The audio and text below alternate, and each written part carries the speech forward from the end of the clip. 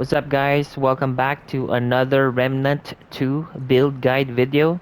So today I'm going to share with you a very unique build I came up with. This is the pure status effect bleed build. So unlike other builds that you see from other guides, this build rely on pure flat bleed damage. It means you do not need to hit like weak spot damage or crit damage. You're going to rely on the flat bleed damage in this build. So without further ado, let's get on with it. Alright, so before anything else, I'd like to show you first how so good the bleed damage on this build is. As you can see, I can hit like 80 plus to 123 bleed tick damage without any buffs, and that's without hitting like weak spot damage. Now I can still deal weak spot damage, but the bleed will still be flat, as you can see right there. Now I can further increase the bleed damage by the help of the mist mod.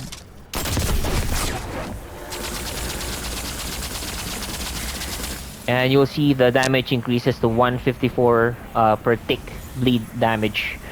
Now even the melee deals tons of bleed damage, as you can see, like 126 per tick. Alright, so for our primary archetype, we'll be using the Challenger, so we can get the 35% increase to all damage perk. And for our secondary, we'll be using Medic, so we can get the 25% increase to all damage perk.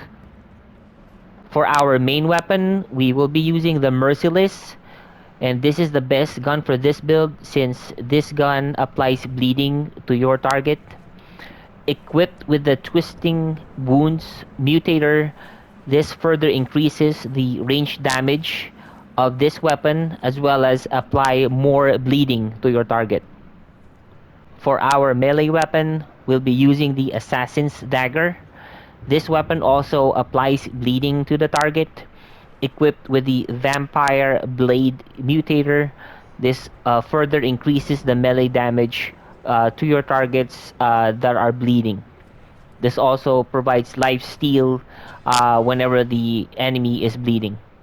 For our handgun, we'll be using the MP60 SMG, equipped with the Creeping Mist mod. This will further increase the status effect damage or the bleed damage on this build. Also equipped with the Fetid Wounds Mutator, which applies corrosive damage to your target. Now for our amulet, we'll be using the Ravager's Mark. This increases all damage dealt to bleeding targets by 20% up to 30%. For our rings, we have the Red Ring of Death. This basically duplicates your bleeding damage. Band of the Fanatic increases status effect damage by 25%.